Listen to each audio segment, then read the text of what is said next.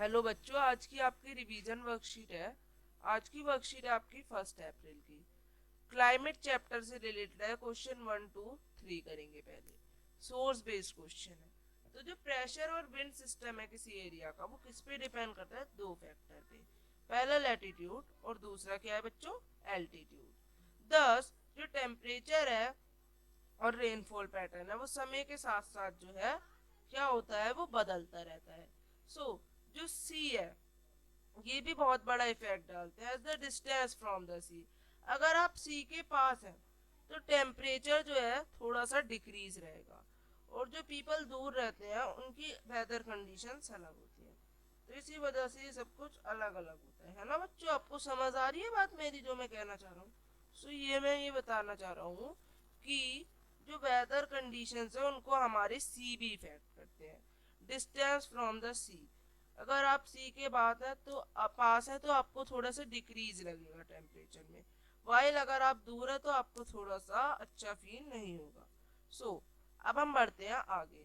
आगे आपका जो टर्म है इसको हम कहते हैं कॉन्टिनेंटली।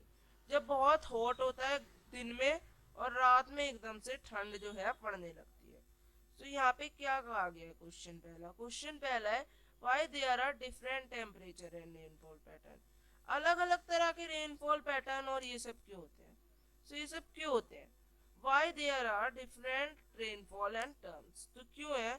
जो प्रेशर और विंड सिस्टम है किसी एरिया का, ये डिपेंड करता है latitude and altitude of the place. It influence the temperature and rainfall. इस वजह से इस पे प्रभाव पड़ता है। अब how sea exert a moderating influence on climate, कि जो सी कैसे एक्सर्ट करता है एक इन्फ्लुएंस क्लाइमेट पे। जो सी है वो एक्सर्ट करता है इसको, as by the distance from the sea it's moderating influence decreases. इसका जो मॉडरेट इन्फ्लुएंस है ये प्रभाव होता है as it decreases and people feel more cool than that of the people living far from the sea. अब कॉन्टेंटली की डेफिनेशन है तो आप लोगों को वो आती है, लिख देंगे।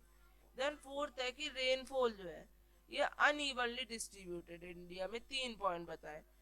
तो कैसे है? लैटिट्यूडनल एक्सटेंट की वजह से, है ना? इसकी वजह से लैटिट्यूड की वजह से हो जाता है, जैसा कि मैंने अर्थ से बताया। अर्थ के पास है सबसे बड़ा लैटिट्यूड इक्वेटर, तो इक्वेटर पे सनलाइट डायरेक्ट हिट करती है, तो इसी वजह से इस पे फर्क पड़ता है ना, लैटिट्यूड की वजह से। वाइल आप ऊपर वाले लैटिट्यूड्स में है नॉर्थ में, तो इससे आपको कम मिलेगी वहां पे और ठंडा महसूस होगा। और बीच में है तो आपको मॉडरेट मिलेगा, है ना?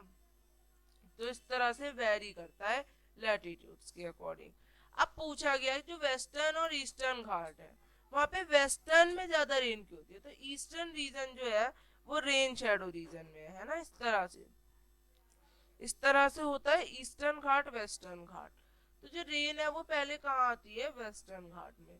तो वेस्टर्न घाट में तो रेन खूब गिरती है, पर इस तरफ वो पहुंच ही नहीं पाती क्योंकि वहां पे बहुत बड़े बड़े माउंटेन्स हैं, जिनकी वजह से वो बारिश वहीं हो जाती है और आगे जो है बारिश पहुंच ही नहीं पाती, जिसकी वजह से ये लीवर्ड साइड घोषित हो जाती है। लीवर्ड साइड पे बारिश नहीं होती, तो इस तरह से यहाँ पे ड्राई रहता है।